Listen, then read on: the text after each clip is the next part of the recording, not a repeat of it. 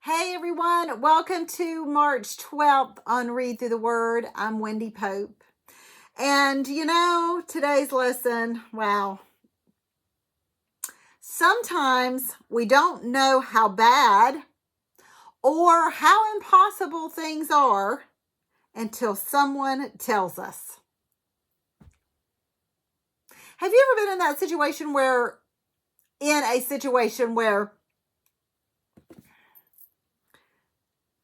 someone tells you something and you're like, really? Did you know that? I didn't know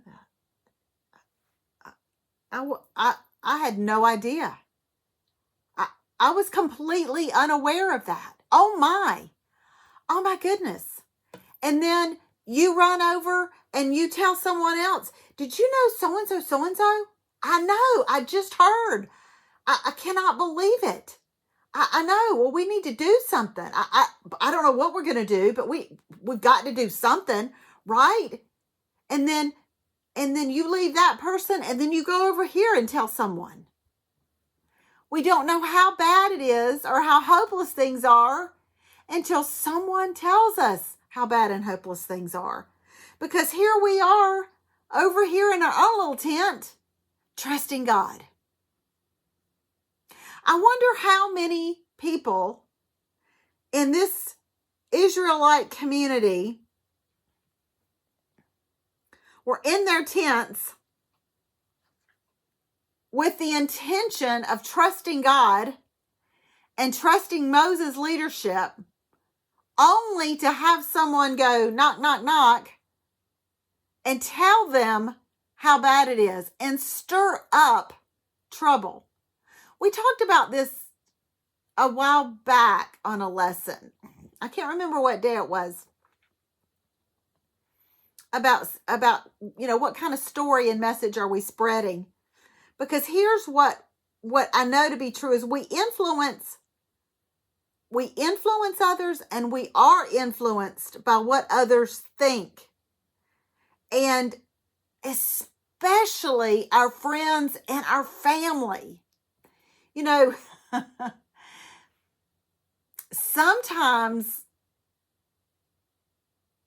it is really good, really, really good to have a small group that you allow into your sphere of influence, to speak things into your life and over you, to come into your tent and tell you some things.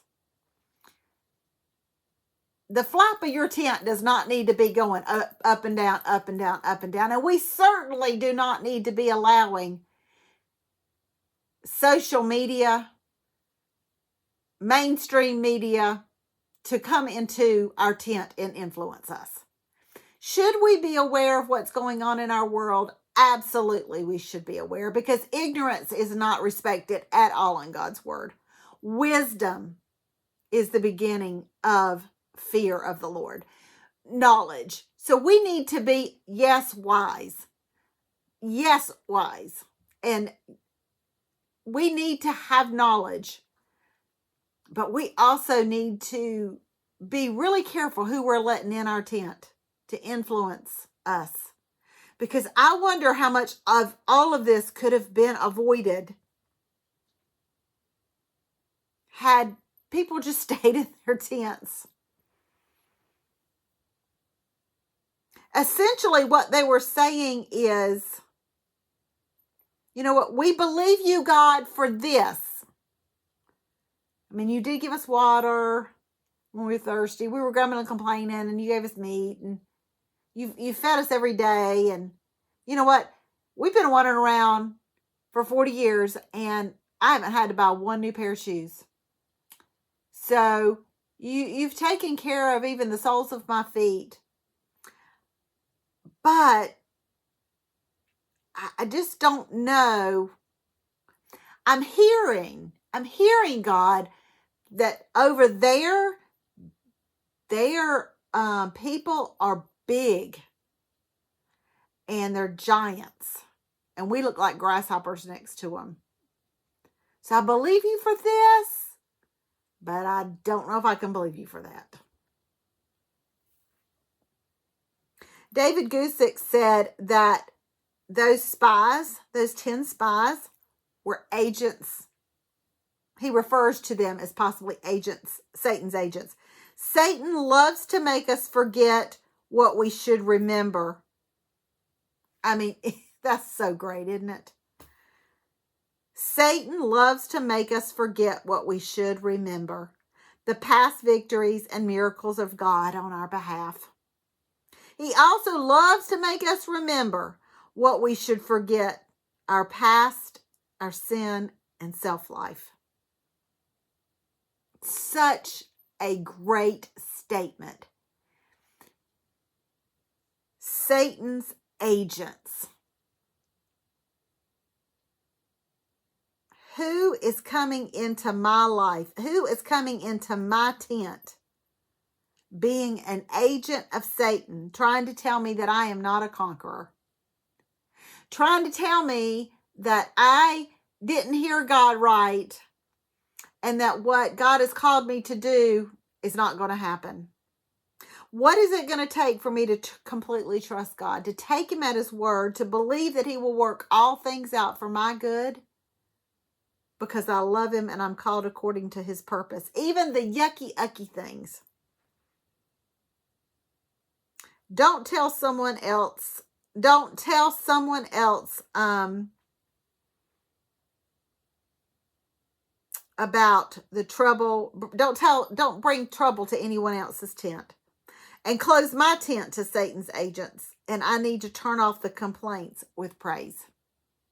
Rather than listening to somebody coming into my tent just blowing it up of all the bad things that are going on and why this is not going to happen and God's going to not rescue us this time or God's not going to do what he said. I just need to turn it to praise. And you know what? Turn off Satan's agent with praise. Start praising God. Start thanking God for all that he's done. And I'm working on that. I mean, I'm throwing this out there, but I'm working on that really, really hard. And trying not to be negative. I will say that I'm a pessimist when it comes to things about my own life, but I'm an optimist when it comes to other people's lives. Are y'all like that? Like I can speak truth over somebody and I can just, I can, especially my kids and my husband, I can say to Scott, the Lord's just given me this word. I need to speak this over you. And they listen. They know, if I come up and I say, I got a word, well, first I say, do you want to hear it? Because sometimes people don't want to hear it and I want to respect that. And there have been times where Scott will look at me and go, not right now. I'm like, okay. I no's an acceptable answer. I got it. Well, when you want to, let me know. I'll let you know what it is. And then sometimes, they'll say, yeah, what is it? And I'm like, well, brace yourself. Brace yourself. But when it comes to me and my own self, I have a hard time talking myself off the ledge. Am I connected with anybody? But I'm working on it. I'm working on this whole idea of, you know what? Don't come in my tent. Don't come up in my tent with that kind of word. And I'm not going to open my tent flap to anybody that's going to speak negative. And that's going to make me doubt God and what God said he can do and what I know he can do. I'm just going to have to turn it around to a praise. And I'm just going to have to praise you out of my tent. That's what I'm going to have to do. So we just got to learn how to close our tent. Only let a few people in. Only let a few people in. We'll see you next time on Read Through the Word.